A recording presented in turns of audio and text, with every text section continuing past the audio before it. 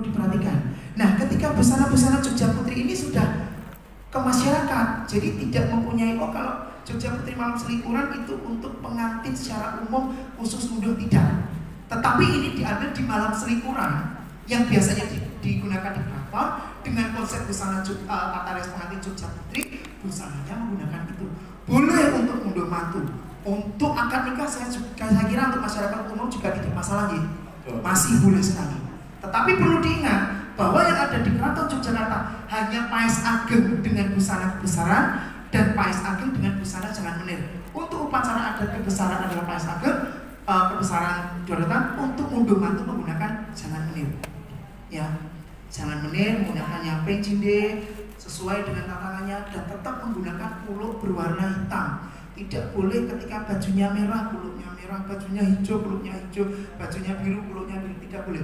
Semua yang dikenakan yang ada di talan jangan menir maupun lebih-lebih sekarang menggunakan kanigaran, ketika menggunakan busana yang berwarna hijau, merah, kuning, kuluk tetap harus menggunakan hitam.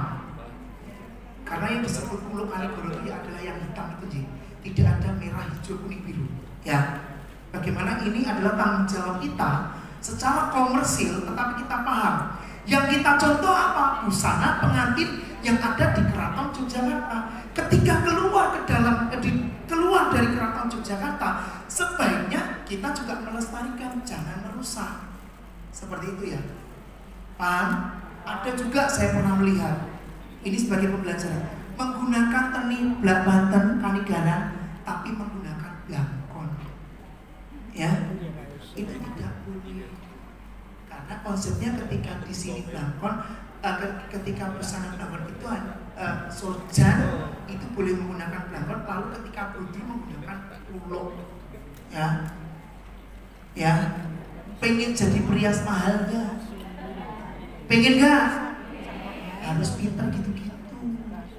Jadi tidak, masa aku maunya gitu. Saya pernah konsultasi sama Bu Ginting, sama Om Madrid, sama Mama Malis, karena waktu itu dari Jakarta minta pengantin Paes Ageng dengan beberapa konsep, ada ini.